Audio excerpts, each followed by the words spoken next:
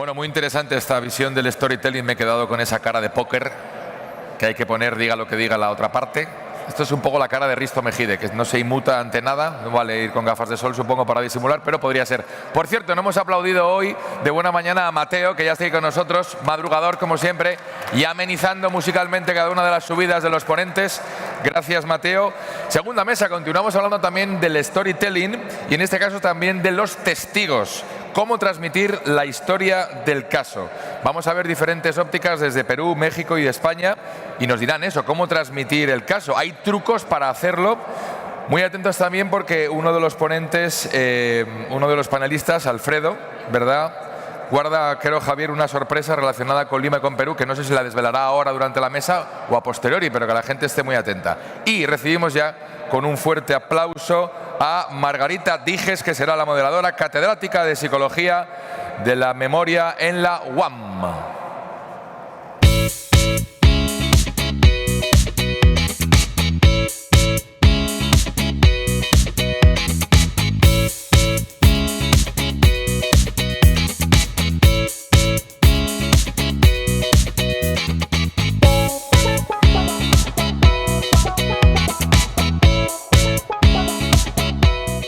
Bueno, buenos días. Un gusto estar aquí. Como se habrán dado cuenta, no soy Margarita Dijes, Margarita está a mi costado. Hemos decidido hacer un cambio, aprovechando la flexibilidad que tiene el Open y el arbitraje. Yo voy a hacer el rol de moderador y mis compañeros van a discutir sobre los temas que se les van a ir planteando. Storytelling. ¿Por qué storytelling? ¿No? Estudios demuestran que 2/3 partes de nuestras conversaciones sociales se dedican a lo que usualmente llamamos cotilleo o chisme. Es decir, a contar historias de los demás. Y lo que tienen en particular esas historias es que son historias que usualmente tienen un contenido de regla moral, que se explica a través de la historia misma, muchas veces sin necesidad de dar la moraleja. Fulano hizo tal cosa, Sultano contestó tal otra. Esto no parece ser algo que hemos aprendido, sino que está en nuestra estructura neuronal. Hemos evolucionado así. Hemos evolucionado para contar las cosas, valga la redundancia, contando historias. No solemos formular principios morales de frente, solemos decir, contar una historia, un chisme, alguien hizo algo, pasó tal cosa. Esa estructura es la que nuestro cerebro recibe mejor. Y eso es storytelling. El chisme es storytelling, el cotilleo es storytelling. Y si ustedes quieren persuadir a un tribunal, o ustedes quieren estar frente a un tribunal, tienen que contar una historia de la cual se derive una moraleja. Y esa moraleja es lo que quieren que se ponga en el audio. Entonces, ¿por qué es así? Porque en la prehistoria nuestros cerebros son sustancialmente los mismos que tenían los cavernícolas. Hemos evolucionado muy poco desde ahí. En la prehistoria, la cohesión social de la tribu se mantenía a través del cotilleo. Y los que cotillaban sobrevivieron más que las tribus que no cotillaban, con lo cual los genes del cotilleo fueron pasando y están en nuestra estructura neuronal. Y eso lo tienen los árbitros, lo tienen los abogados y lo tienen los testigos. Entonces, la historia es muy importante para poder persuadir. Y aquí quiero hacerles algunas preguntas al público, ¿no? La primera de ellas es, ¿cuántos de ustedes, cuando han preparado o ejecutado un interrogatorio, han acudido a la asesoría, apoyo o consulta de un psicólogo? ¿Pueden levantar la mano? 2, ¿no? 3. ¿Cuántos de ustedes han recurrido a un director de teatro para preparar un testigo? 1. Pocos. Quizás al final se convenzan de que es importante por lo menos pensarlo. Y para tener esta discusión voy a presentar a nuestro panel. Tenemos primero a Íñigo Rodríguez Sastre. Él es socio responsable del área de litigio y arbitraje de Anders en España. Es ex socio codirector de Andersen, y trabajó en Clifford Chance y Baker McKenzie. Tiene más de 30 años de experiencia en arbitraje y, por tanto, en interrogatorios. Omar Guerrero es un abogado mexicano, tiene más de 30 años de experiencia en Hogan & Lovells, se dedica al arbitraje comercial, de construcciones y de inversión, además del litigio ordinario, y me pidió que lo dijera, su familia es su tesoro, está casado con Anabel, su high school sweetheart, ¿no? Y sus hijos, Ana Sofía, Ana Cecilia y Omar. Margarita es experta, es psicóloga, no es abogada, aunque trabaja con abogados, pero en el área penal, principalmente en el área penal. Es experta en memoria, en concreto en obtener y valorar declaraciones de testigos presenciales, es decir, testigos que han visto los hechos, no testigos de oídas, sino testigos que han visto lo que ha ocurrido, para ver la confiabilidad de su memoria. Y ha realizado investigaciones empíricas en la universidad sobre creación de recuerdos falsos, ¿no? Yo soy Alfredo Bullard, soy socio de Bullard Falla Escurra y estoy a cargo de la oficina de Madrid, y también está mi esposa por acá, o sea que la saludo y la quiero mucho. Voy a contarles un poco cuál va a ser la estructura. Primero, Margarita nos va a explicar, o nos va a tratar de mostrar desde su perspectiva y de su propia experiencia, ¿no? Cómo interrogar desde el punto de vista de la memoria del testigo. Porque si la memoria del testigo falla o está completa, nuestra historia será muy diferente, ¿no? ¿Y cómo puede ello contribuir a un mejor storytelling durante el interrogatorio? La gran dificultad del interrogatorio es contar una historia a través de otro, que además quizás quiera contar una historia totalmente distinta a la que nosotros queremos contar. Luego yo voy a hacer un puente entre eso y la experiencia en arbitraje, y luego haremos algunas preguntas a Íñigo y Omar para ver cómo todo esto hila con la experiencia en el arbitraje mismo, en los interrogatorios reales. Entonces, dejo a Margarita con nosotros, con ustedes, para que nos explique justamente la relevancia de la memoria y la relevancia del storytelling en el interrogatorio desde el punto de vista psicológico. Gracias. Gracias a Javier, a Sonia, a la organización, por hacerlo tan fluido y tan divertido, la verdad, y tan sencillo para todos nosotros, y a Bullard Falla Escurra por la invitación aquí. Yo quería limitarme única y exclusivamente al tema de la memoria, porque la mesa anterior trataba de la persuasión y a veces en psicología nos tendemos a ir de un lado para otro. Pero yo pensaba que si me limito al campo de lo que sé va a ser más sencillo para todos. Entonces, partiendo de la idea del storytelling, lo que yo entiendo es que las dos partes dentro del arbitraje tienen dos historias contradictorias que contar, porque van a ser contradictorias, pero cada uno de ellos tiene que apoyarse o crear la historia a través de lo que dicen los testigos. De manera que van a tener que formular preguntas de tal manera que los que tienen que escuchar, es decir, los árbitros, a los que va dirigida la historia, por así decir, puedan comprender bien la historia y después recordarla también. Es decir, que tenemos un segundo problema de memoria ahí.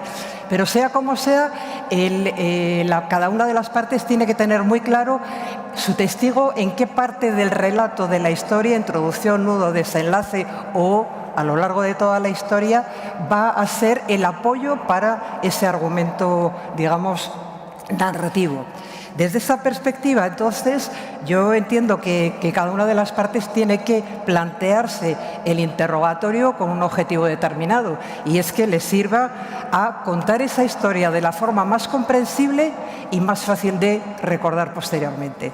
Vale, pues desde esa perspectiva yo tengo en cuenta dos cosas.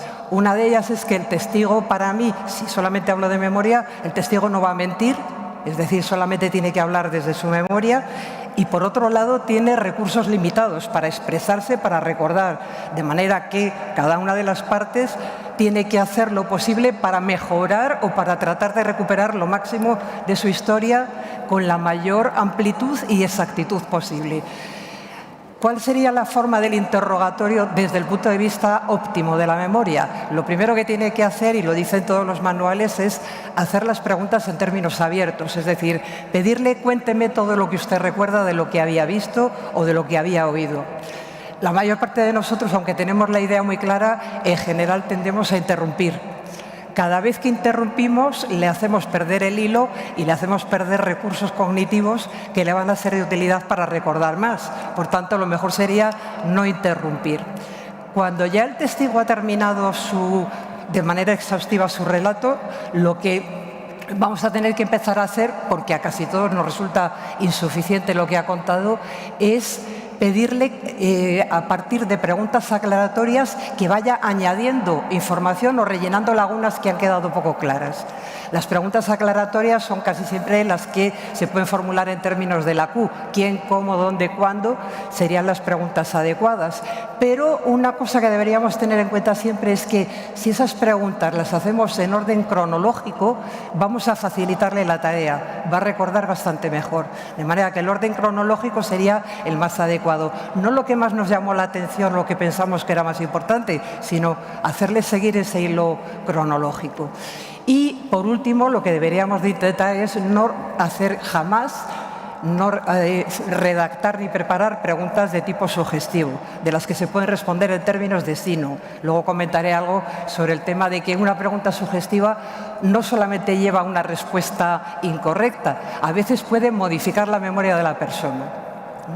Luego, en cuanto al contrainterrogatorio, el cross, nosotros sabemos perfectamente que la mayor parte de ustedes, de los que están aquí, piensan que se debe hacer las preguntas en términos de sí, no.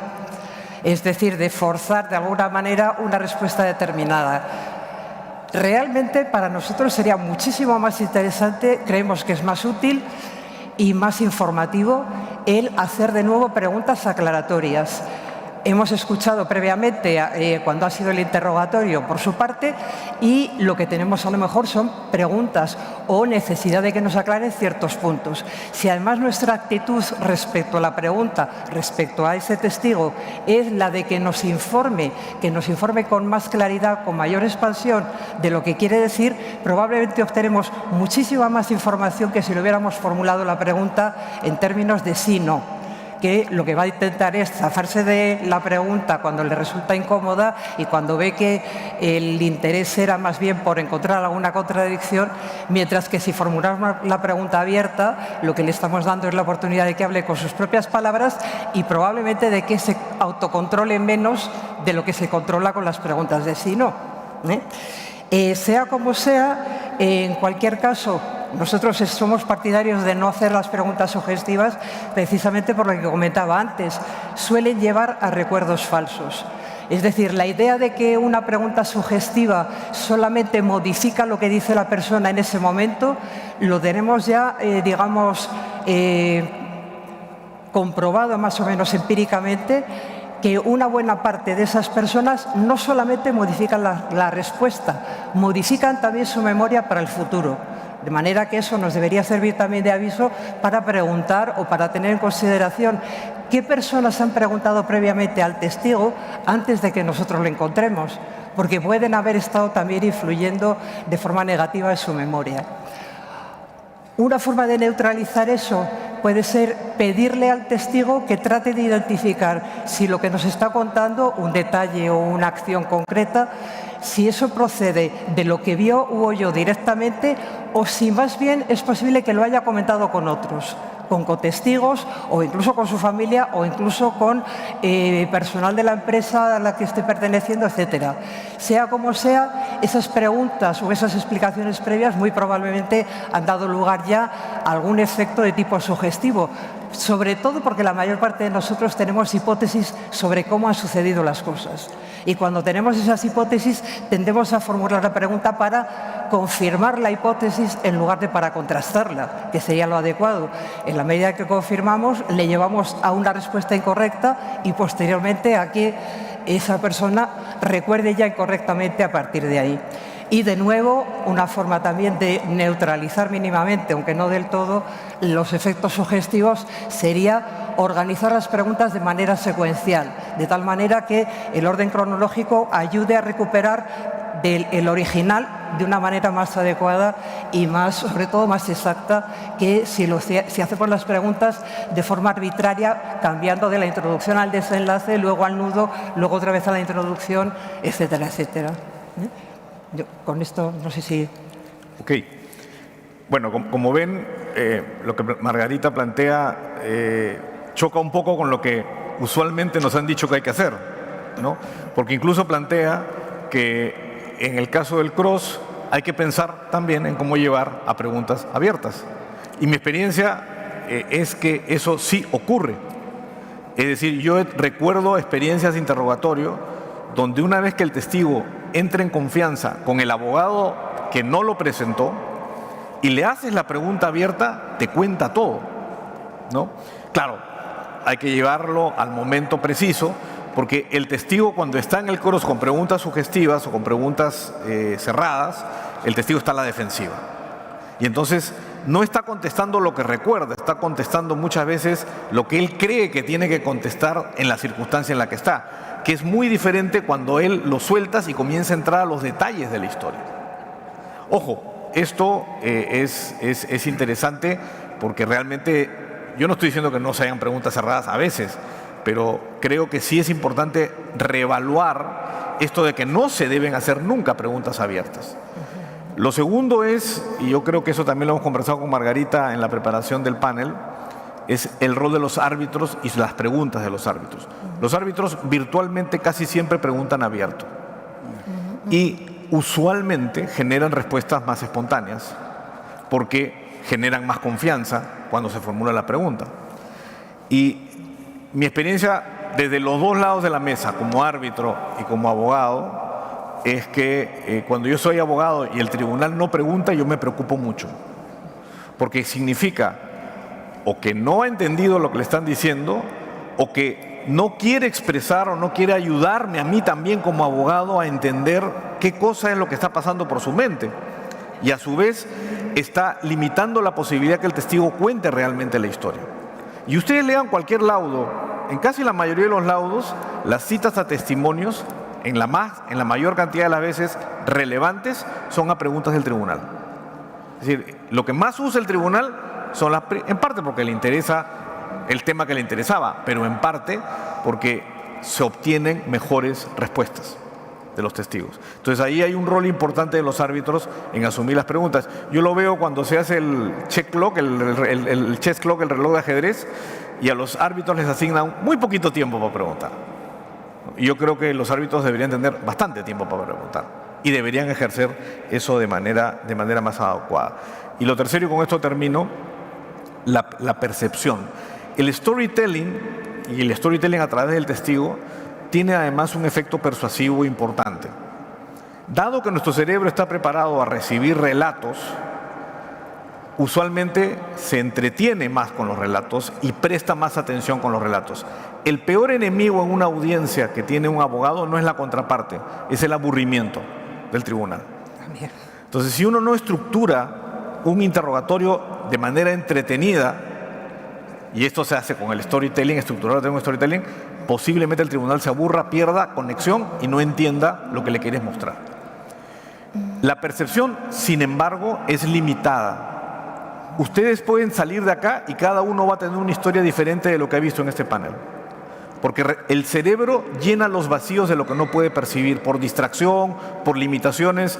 Lo que ustedes están viendo en este momento es una reconstrucción que su cerebro está haciendo de una cantidad limitada de imágenes que están recibiendo. La vista es muy limitada. Lo demás que ven lo reconstruye. Nuestra vista periférica es limitada. Yo solo puedo concentrar la vista en muy poquitas personas, ¿no? Y sin embargo puedo recordar que el auditorio estuvo atento porque de repente estuve mirando a la única persona atenta que estaba ahí, porque reconstruyo la historia. Y esa reconstrucción, si uno sabe contar bien la historia y resaltar los puntos, la historia la termina de construir el tribunal en su cabeza. Y cuando el tribunal construye tu historia llenando los vacíos que le quedan por falta de percepción, se la cree. Lo vas a hacer súper. La cree de verdad. Porque él contribuyó a hacer la historia. Es lo que pasa cuando uno sale contento de una película. Sale contento no solo porque vio una buena película, sino porque lo invitó a construir. Entonces vamos a pasar a las preguntas del panel y voy a comenzar con Íñigo. Íñigo, en base a lo que estamos hablando, ¿cuáles crees tú que son las claves de una declaración testifical para que ésta sea exitosa? Gracias, Alfredo. Bueno, vamos a ver, yo creo que la clave para que una declaración testifical sea exitosa es que sea creíble para mí, primero, que sea una declaración testifical creíble, que aporte hechos que sean relevantes a lo que es el objeto de la controversia, que esa declaración pues lleve un hilo conductor, que sea un hilo conductor, como tú decías, interesante también, ¿no? Y que en definitiva, sobre los hechos que haya que probar, no le quede la duda al tribunal de cuáles son las posiciones de las partes, de cuáles son las distintas avenidas que cada una de las partes ha seguido en la descripción de los hechos objeto de la litis, ¿no? Yo creo que para que una declaración de testigo sea exitosa hay que llevarla muy bien preparada desde el punto de vista del abogado. Efectivamente, como tú decías, la puesta en escena para mí es fundamental. También yo creo que tenemos que tener en cuenta las peculiaridades de cada testigo, ¿no? Hay testigos que hablan más, testigos que hablan menos. Esa psicología de la que hablabais vosotros antes a la hora de preparar las preguntas y de preparar los interrogatorios. Yo creo que hay que tratar de conocer bien al testigo en la fase no de preparación, porque a un testigo no se le debería preparar, ¿no? Pero sí la fase de preguntarle las cosas que son interesantes y oportunas hacia el caso concreto, ¿no? Entonces, preguntas en función de la posición que adoptes en la litis, pues preguntas directas, preguntas abiertas, preguntas más cerradas, preguntas quizás de contestación única en función también de lo que quieras acreditar. Es una cuestión difícil, ¿no? Llevar a cabo un buen interrogatorio testifical no es fácil. Tus propios testigos pueden salir por cuestiones que no te las esperabas y por lo tanto hay que llevarlo muy, muy bien preparado, ¿no? Para mí esas son las bases de una buena declaración testifical. Y decías, Íñigo, que no hay que preparar a los testigos, pero vamos a conversar ahora con Omar sobre eso. De alguna manera, también Margarita nos decía que las preparaciones previas, ¿no? O las intervenciones previas a veces no controladas por el abogado, lo que el abogado in-house le ha hablado del caso, por ejemplo, antes de que llegues tú como el abogado que va a ver el caso. Exacto. ¿No? Y ahí pueden estar sembrando memorias de cosas que no ocurrieron y se las creen, ¿eh? O sea, no está mintiendo, está diciendo algo inexacto porque cree que lo recuerda. Entonces, yo, Omar, te pregunto, ¿hasta dónde está permitido coachar a un testigo? ¿No? O sea, ¿cuáles son sus limitaciones, ¿no? O sea, ¿cuál es el balance entre la historia del testigo y la del abogado que trata de contar una historia a través del testigo? Claro, muchas gracias. Buen día, gracias Javier, Sonia, a todos. ¿Me escuchan bien, perdón? Mil gracias. Una pregunta interesantísima desde el punto de vista tanto técnico como ético, porque el coaching, o sea, yo creo que todo mundo que hemos representado a una parte nos acercamos con los testigos. Las reglas de la IVA, de la IBA, permiten inclusive discutir ese tipo de testimonio. Lo que no tiene son límites. Hasta dónde en un momento dado escuchas, comentas, tomas notas, versus redactas en un momento dado la historia que va a ser eventualmente presentada por el actor, en este caso, que es un testigo, ¿no? Entonces, hay un estudio de la CCI, de la ICC, sobre el valor precisamente de lo que acaba de comentar Margarita, de la memoria, hasta dónde la memoria es precisamente lo que están recreando los testigos. Entonces, vale muchísimo la pena. Yo creo que son 46 páginas que no tienen desperdicio. Hay que leer ese estudio. Las reglas de la IVA en su artículo 4 realmente no te dan tanto contexto de qué es lo que es permisible o no. Y precisamente lo que me quedé pensando especialmente es que a veces los abogados de parte nos preocupamos mucho en cómo transmitimos, cuando la verdadera preocupación es que el tribunal capte, que el tribunal escuche. Eso es la verdadera preocupación. Hay un libro precioso de Posner que es complicado. Richard Posner dice How Judges Think, y eso es lo que nos debiéramos de estar preocupando. Entonces, para cerrar rápidamente, yo creo que hay una tendencia cada vez más frecuente en los tribunales arbitrales en que las órdenes procesales establecen lo que esperan de una declaración jurada, porque muchos árbitros somos árbitros, testigos expertos, pero también somos abogados de parte. Entonces ya sabemos el nombre del juego y lo que quieres es realmente entrar a lo que es verdaderamente importante. En cuanto al coaching, pues la limitación es, siempre hay que decir la verdad, no puedes manipular la verdad, debes de ser o tratar de ser persuasivo, pero no manipulativo. Y en el cross-examination, algo que dijo Íñigo que se me hace interesantísimo es, ¿quién realmente está declarando? ¿Está declarando el testigo o está declarando el abogado a través del testigo con sus preguntas? Y un pequeño comercial aquí, porque además tengo la fortuna de estar aquí con mi socio Dan González de Hogan Lovells. Yo jamás he visto en 30 años personas que hagan un mejor contrainterrogatorio, donde realmente están contando una historia, que mis socios Dan González y Richard Lorenzo. Muy a la usanza de Harvey Specter, que dice, ¿cuál es tu trabajo? Y él dice, I read people. Yo creo que ese es el trabajo que hacemos los abogados de parte con los tribunales. Gracias, Alfredo. Y Íñigo, escuchando los planteamientos de Margarita y este asunto de si se debe preguntar cerrado o abierto, ¿cuáles crees que son las diferencias en la práctica en cómo comportarse en el direct examination del cross examination? Bueno, vamos a ver, el direct yo creo que es un interrogatorio que debes llevar a tu propio testigo hacia donde los hechos relevantes te llevan a ti como abogado, ¿no? Es decir, yo creo que el direct tiene que ser un direct limpio, tiene que ser un direct, como ya hemos dicho, de preguntas abiertas, un direct donde el testigo pueda explicar, donde el testigo pueda de alguna forma refrendar lo que has dicho en tus escritos jurídicos, en tus escritos forenses. El cross es mucho más, como decía Omar, más complicado, ¿no? Es tratar de llevar quién está interrogando, si está interrogando el abogado o está interrogando el testigo, si está interrogando al testigo, si se está interrogando al propio abogado que a través de las preguntas que le hace el testigo quiere contar el caso, ¿no? Yo creo que el direct ya digo, que es un refrendo de lo que hay, lo que se ha escrito previamente en las declaraciones. Pueden ser que haya habido declaraciones testificales, es un refrendo de los hechos que se contienen en los escritos rectores del procedimiento. Yo creo que tiene que ser un interrogatorio limitado en el sentido de que el testigo no diga más de lo que tiene que decir. Por ejemplo, ¿no? A mí, yo creo en la experiencia, cuando se ha intentado explicar más de lo que se tenía que explicar, pues eso lleva quizás a cierta confusión, hay que ser limitado en los interrogatorios. En el cross es distinto, yo creo que el cross es muy distinto, yo creo que son preguntas más cerradas, yo creo que el cross son preguntas más dirigidas a encontrar contradicciones en el testigo que ha declarado, contradicciones con los hechos que puedan contar, que puedan estar reflejados en el expediente.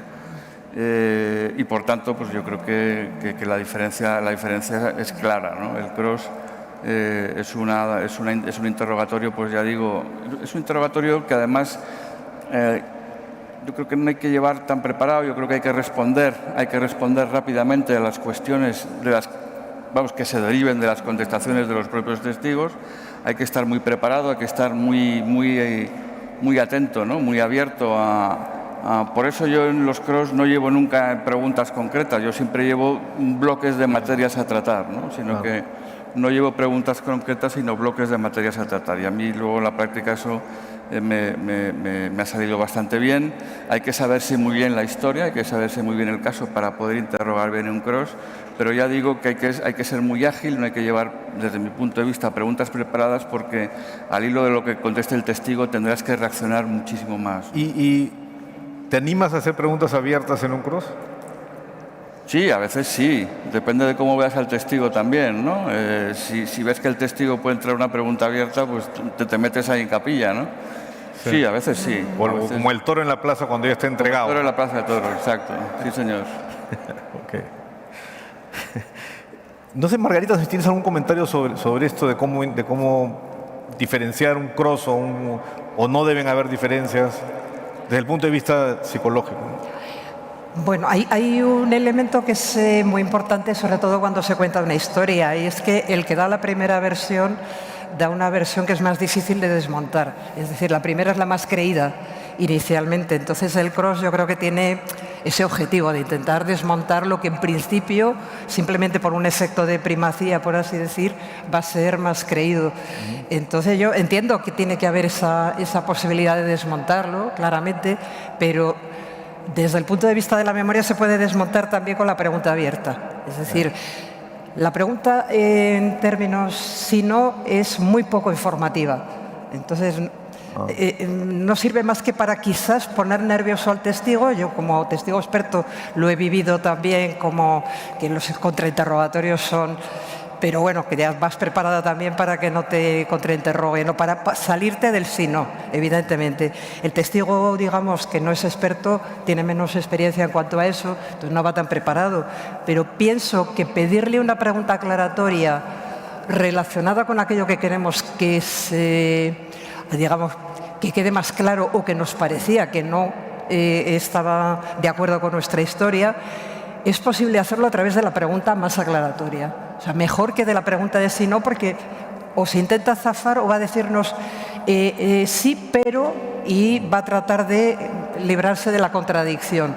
Mientras que, en cambio, dejarle hablar en abierto, pienso que elimina bastante del autocontrol para el que ya viene preparado con las preguntas. Y entonces, sobre todo la actitud de espero más de usted, es un poco perversa por mi parte, lo sé, pero lo de esperar en el interrogatorio a que siga hablando da pie a que la gente hable bastante más de lo que quería. Entonces yo sugiero que esa es un poco fea, pero digamos a veces hablar más de lo que tú quieres que el testigo hable luego suele ser contraproducente, ¿no?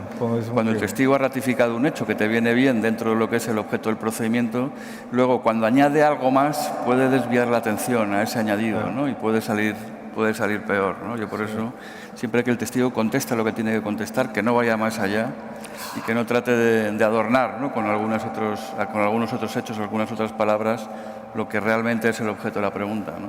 Sí, parece más difícil, ¿no? O sea, porque la pregunta abierta siempre tiene lo que tú dices, ¿no? Que él hable lo que tú no quieres que diga, ¿no? Pero yo tengo muy buenas experiencias con interrogatorios montados solo sobre abiertas. Depende mucho también de la personalidad del testigo. En un testigo que era claro que le gustaba hablar de sí mismo. Entonces todo el interrogatorio estaba orientado a que él hablara de sí mismo y sabíamos qué cosas de hablar de sí mismo, de su éxito, lo condenaban en el caso. Lo condenaban en el caso. Y entonces... habíamos visto videos de él y habíamos visto que él no podía parar de hablar de sí mismo y todo fue abierto y todo salió muy bien. Pero a ver, vayamos a otro punto, paso un ratito a Omar. Las diferencias culturales, ¿no?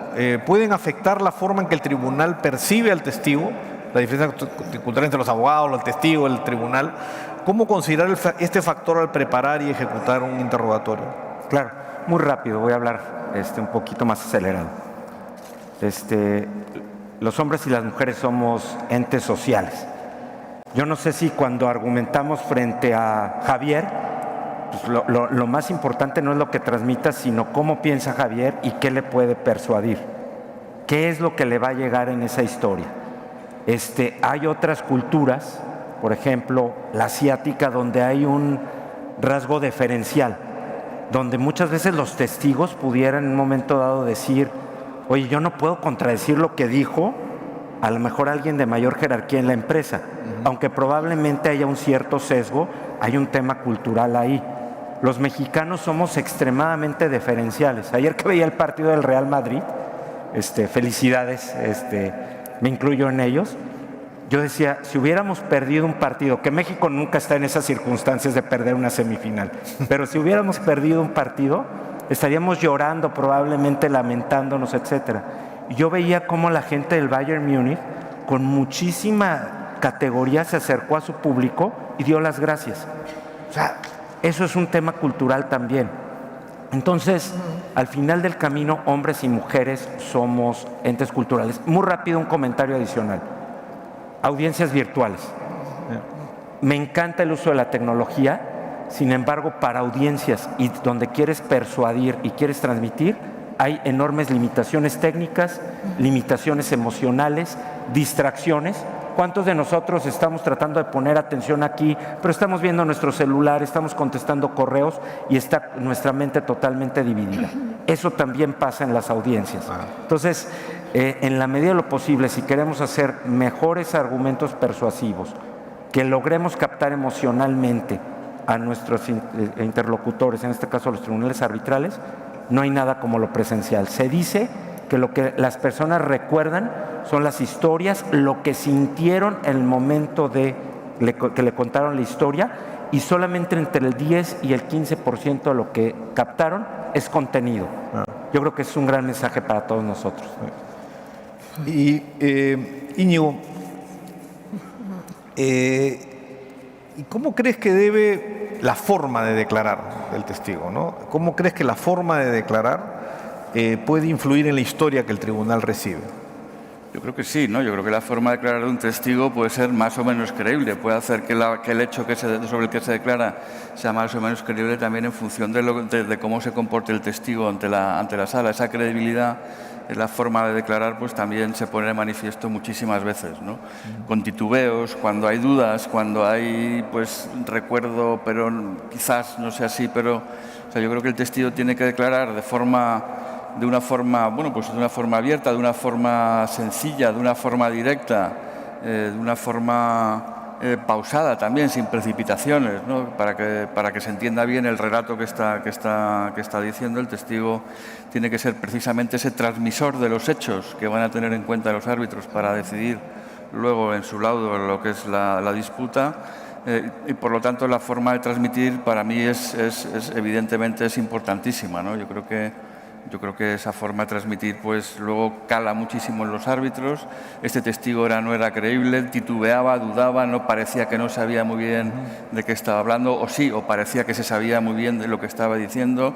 Lo que ha dicho corrobora lo que había escrito en su declaración testifical presentada con los memorials.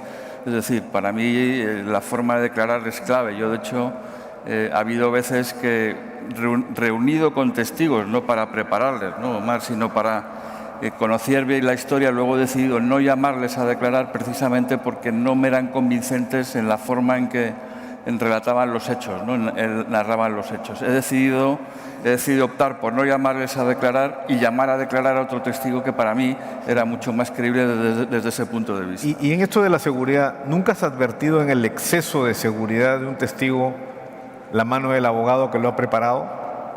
Hombre, efectivamente, un exceso de seguridad puede ser malentendido desde ese punto de vista, ¿no? Que ha sido preparado por la parte de letrada del caso y que por tanto pues puede haber estado influido precisamente por esa preparación. Yo creo que hay que ser natural también al declarar, ¿no? Sin nervios, natural, tampoco de forma, como decimos aquí en España, chulesca, ¿no? Como yo esto me lo sé mejor que nadie y a mí nadie me va a decir qué es lo que tengo que decir, ¿no? De forma natural, abierta, tranquila, sosegada, sabiendo bien lo que se contesta, ¿no? Para mí es fundamental. Sí, hablando con un director de teatro, llegamos a la conclusión que el testigo tiene que ser conversacional. Él debe parecer o hacer sentir que está conversando con alguien que respeta. Eso es. Pero está conversando con el tribunal, pero que lo respeta, ¿no? Que lo tiene. Y que nunca debe hacer un testigo. Es cortito, porque no nos queda ya mucho tiempo. Muy corto. Yo creo que lo que nunca debe hacer un testigo es dar más explicaciones de las necesarias, porque eso luego puede dar lugar a otro tipo de preguntas por la parte contraria. Es decir, cuando ya se ha cerrado una pregunta, no tratar de adornarla con más florituras, ¿no? Sino la pregunta ha quedado clara. Si haces un añadido puedes desvirtuar lo que has explicado antes, ¿no? Por ejemplo, contestar sin saber muy bien cuál es el objeto de la contestación. Yo prefiero que un testigo diga no lo recuerdo, ¿no? El manido, pues no lo recuerdo ahora mismo o no me consta, ¿no? Que contestar algo sin tener conocimiento de causa, conocimiento directo de los hechos sobre los que está declarando. Por ejemplo, mirar mucho a la defensa letrada de una de las partes, que el testigo esté constantemente mirando. Yo creo que el testigo es alguien que tiene que mostrar al tribunal, ¿no?, cómo fueron los hechos que se están discutiendo. Yo creo que tiene que estar a disposición del tribunal, no de la parte también, ¿no? Estas son, a mi juicio, varias de las cosas que nunca debería hacer un testigo, ¿no? Y yo, María, ahora sí, un minuto. Inteligencia artificial. ¿Tiene alguna influencia, va a tener alguna influencia en cómo contamos las historias a través de testigos? Absolutamente. Soy un fiel creyente de que la inteligencia artificial llegó para quedarse. Nada más a manera de ejemplo, todas las notas que preparé con un par de asociados para esta mesa, a la vez las contrastamos con inteligencia generativa, con nuestros propios chatbots que tenemos en Hogan Lovells, etcétera.